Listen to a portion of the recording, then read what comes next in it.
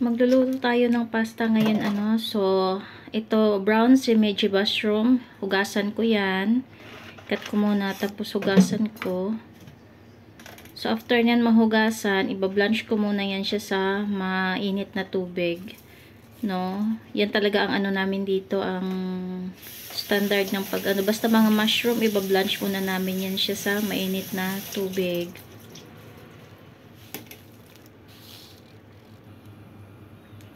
Ito naman, maghihiwa ako ng zucchini para ilagay din natin sa mushroom. Depende sa inyo kung anong cut ang gusto nyo. Gusto nyo maliit, gusto nyo ng malaki. Depende po sa inyo yan. Basta ako gusto ko yung bite size lang. Para naman kahit papano may manguya-nguya tayo, no? So, ganyan ko siya ng paghiwa.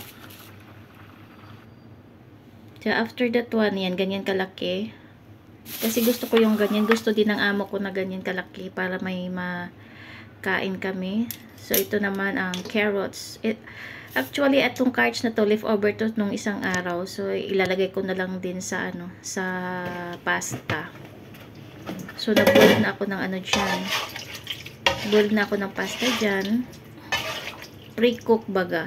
Pre-cook ko muna para mamaya maano na lang, madali na lang ilutuin. So, katulad ng pag-aano natin ng pasta, pagluluto, pagkatapos ng pagkalambot niya, hugasan natin sa tubig. Ganyan. Tapos, in-strain ko na rin siya para mawala-wala yung excess na water.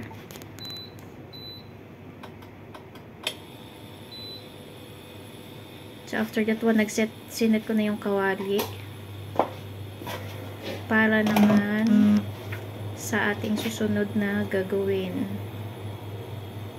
So, oil. Rice bran oil yung oil namin. Kunti lang kasi yung mga tao dito hindi talaga fan ng mamantika, malangis. So, naglagay na ako dyan ng minced garlic, tapos naglagay na rin ako ng onion leaves para naman kahit pa paano may kulay-kulay yung natin, yung pasta natin. So, brown pork, igisa lang mabuti, yung isang mabuti.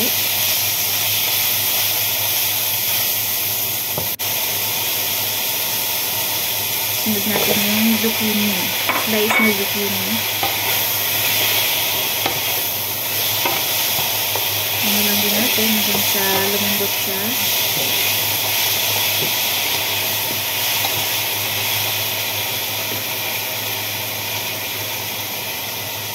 After that one, yung carrots.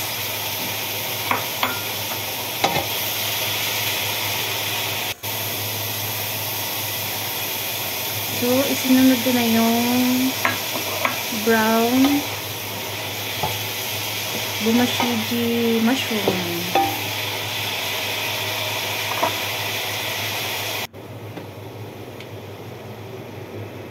Tapos, ang sabaw natin is condensed milk na kahit anong gatas, basta, I know, it's not condensed. Sorry, it's ibap. Ibap po yun. Sorry po sa condensed, ha. Ibap po yun. Yun ang isang sabaw natin, pero wag nyo na pong ihalo lahat, ilagay lahat kasi para po mamaya kung sakaling siya, kulang, malagyan natin. Tapos ito naman, Campbell, ito ay mushroom pottage. O, Campbell, beke naman.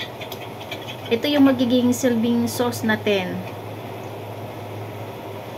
Matutunaw din yan pag nasa tubig na, nasa kawali na. Ayan. Natin sayang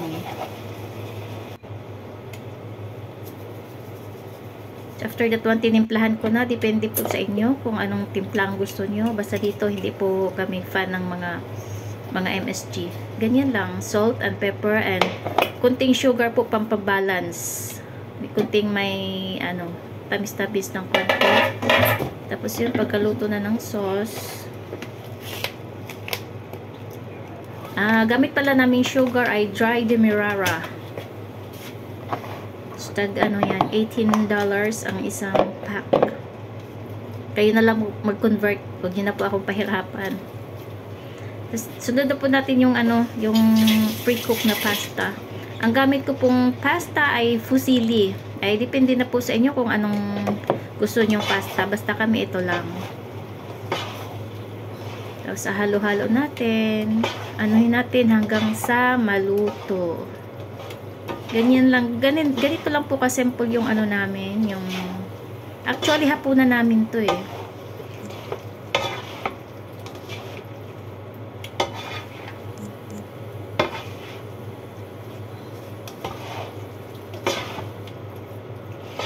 Anuhin nyo lang po kung hanggang sa maluto. Depende na po sa inyo yan. Hanggang maluto.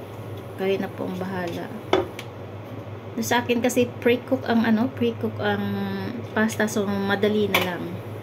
So, medyo hindi ako kontento sa sauce. Nilagyan ko ng nag-add ako ng konting ng evaporated milk.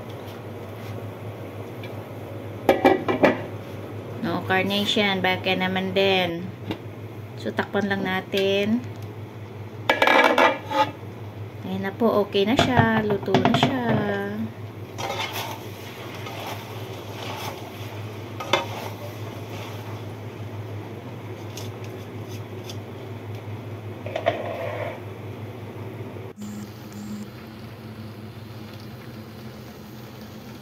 So, ito na po yun. Ito na po yung outcome. O siya. See you next time. Happy eating. Bye-bye. Mwah.